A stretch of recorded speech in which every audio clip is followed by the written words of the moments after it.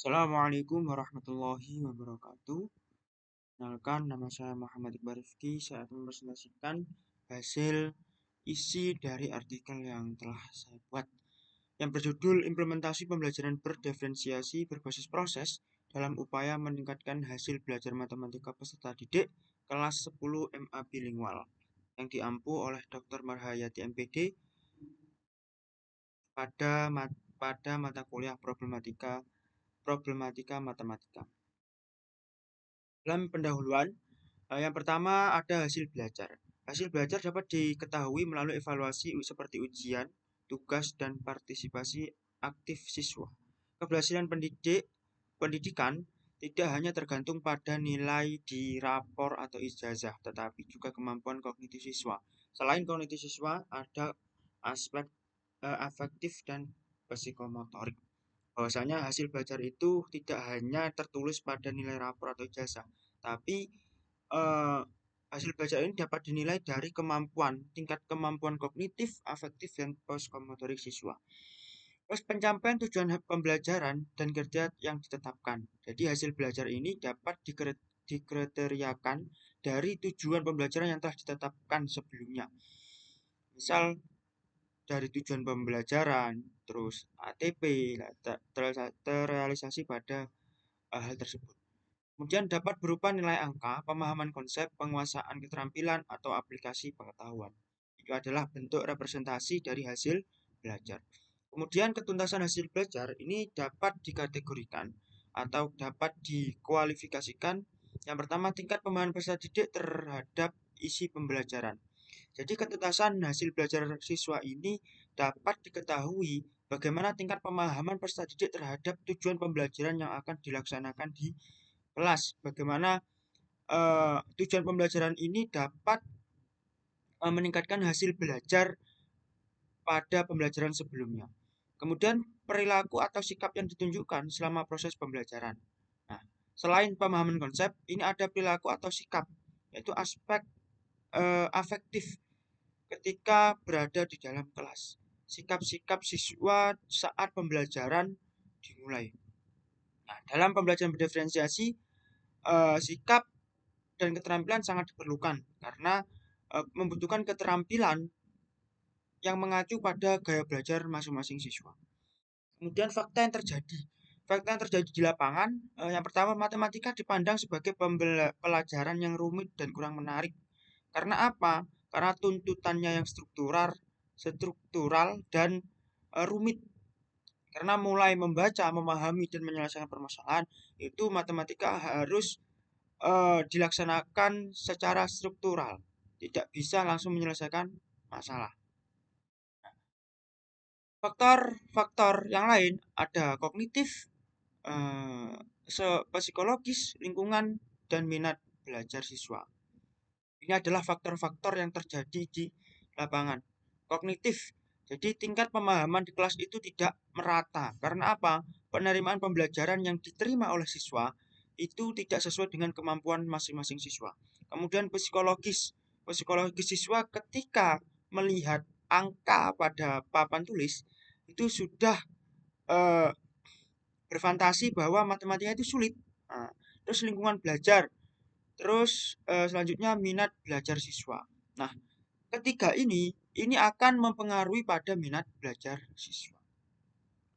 Terus perbedaan kognitif, tingkat kognitif, kecemasan, model pengajaran monoton dan kurang minat. Nah, ini adalah dampak ketika faktor-faktor kognitif, psikologis, lingkungan dan minat belajar siswa ini uh, terjadi di kelas atau di lapangan. Kemudian solusi. Solusi pada penelitian ini, peneliti yaitu pembelajaran berdiferensiasi berbasis proses. Di mana yang pertama yang dimaksud berdiferensiasi berbasis proses itu menyesuaikan proses pembelajaran dengan kebutuhan individual siswa. Konten, proses, produk, dan lingkungan belajar. Setiap siswa memiliki peluang untuk mengembangkan potensi secara maksimal sesuai gaya belajar. Kemudian implementasi pembelajaran berdiferensiasi berbasis proses. Penyesuaian pada tahapan-tahapan proses pembelajaran, penyampaian materi, kegiatan belajar, tugas, dan evaluasi. setiap siswa mendapatkan pembelajaran yang memenuhi kebutuhannya. Ini maksudnya gimana? Jadi ketika guru menyusun rencana pembelajaran, itu guru atau pendidik harus memperhatikan kemampuan masing-masing siswa. Karena apa? Karena setiap siswa itu mempunyai atau memiliki gaya belajar yang berbeda-beda. Ada yang visual, auditory, dan kinestetik. Nah, ini guru harus menciptakan suasana atau lingkungan kegiatan belajar yang memang dapat memenuhi tiga gaya belajar tersebut. Karena apa? Ketika siswa yang sukanya atau gaya belajarnya itu identik pada kinestetik, ketika kita terangkan dengan gaya visual atau auditory yang dimana itu berdampak nanti pembelajaran monoton, itu akan sangat membosankan yang nanti akan berdampak pada eh, minat belajar siswa. Karena kembali tadi bahwasanya eh, peserta didik itu berfantasi bahwasanya matematika itu memang rumit dan struktural. Karena ya rumit tersebut. Nah, jadi ini adalah solusi yang terbaik menurut peneliti bagaimana pembelajaran matematika ini bisa disukai dan bisa difahami oleh peserta didik. Tujuan pembelajaran yang pertama meningkatkan hasil belajar siswa khususnya aspek kognitif. Karena judulnya adalah hasil belajar siswa. Setiap siswa memperoleh pengalaman belajar yang optimal sesuai kebutuhan individual pasti. Karena berdiferensiasi ini pasti menggunakan tiga gaya belajar. Terus meningkatkan hasil belajar secara keseluruhan. Ini adalah tujuan utama. Nah, metode. Metode penelitian pada penelitian ini adalah pendekatan kuantitatif dengan desain eksperimen post-test dua grup. Jenis penelitian eksperimen. Penelitian eksperimen bertujuan untuk mengidentifikasi dampak dari sesuatu yang diberikan kepada subjek penelitian menurut Zaidun 2011.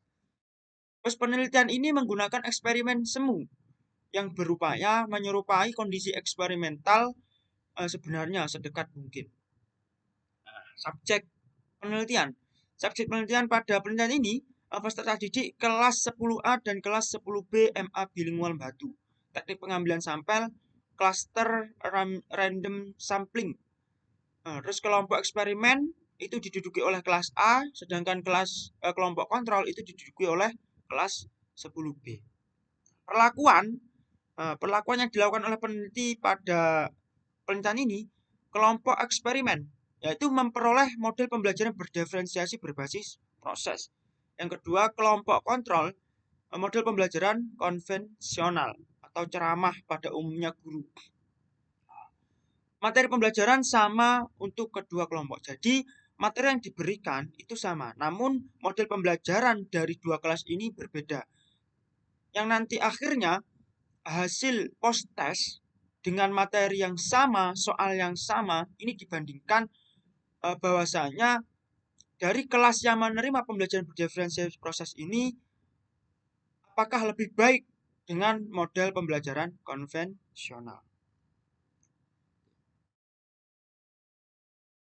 Kemudian pengukuran hasil belajar proses diberikan kepada kedua kelompok setelah pembelajaran selesai, mengukur hasil belajar peserta didik, analisis data, menggunakan uji tes independen untuk mengetahui perbedaan rata-rata nilai post-test antara kelompok eksperimen dan kontrol, uji prasyarat, uji normalitas, menggunakan Kolmogorov-Cherminov, dan uji homogenitas Levin test.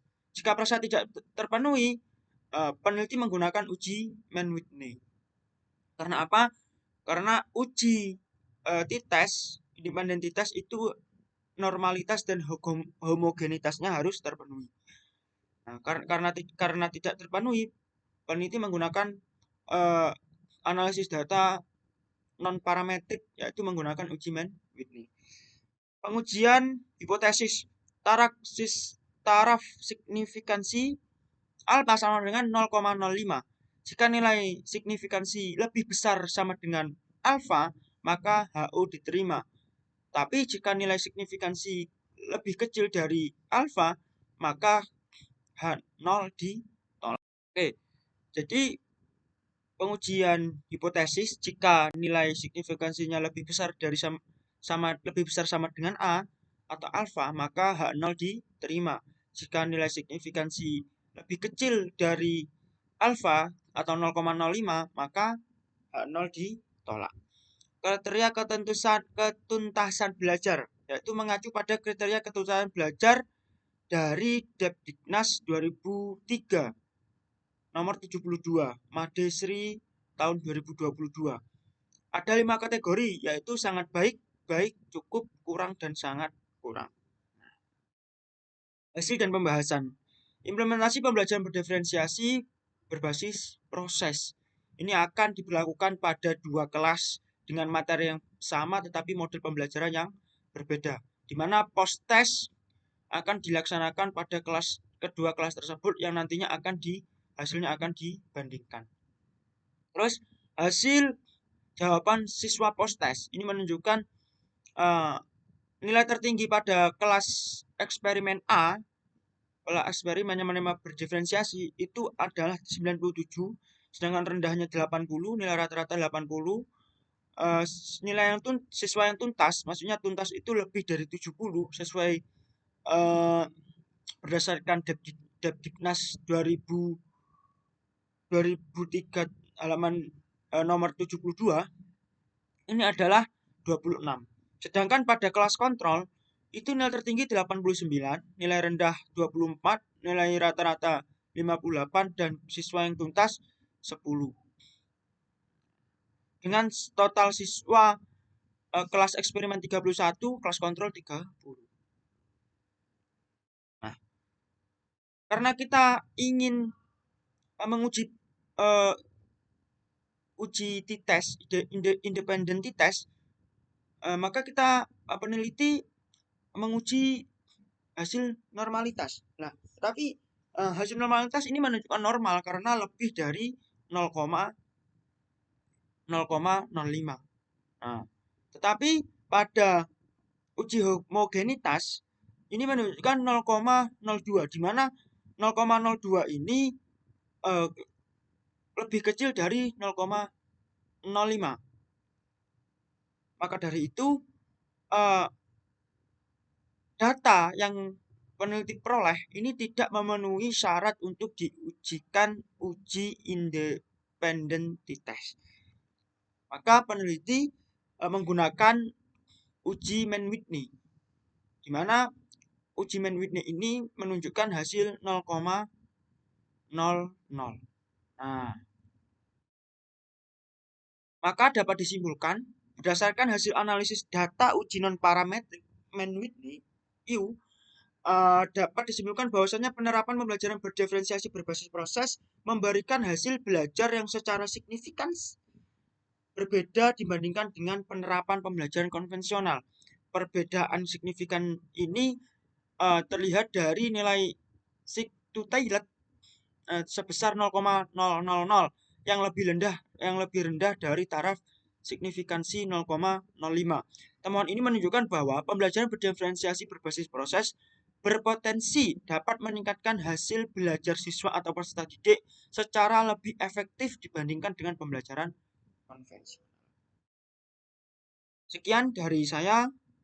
Apabila ada kurangnya, saya akhiri. Assalamualaikum warahmatullahi wabarakatuh.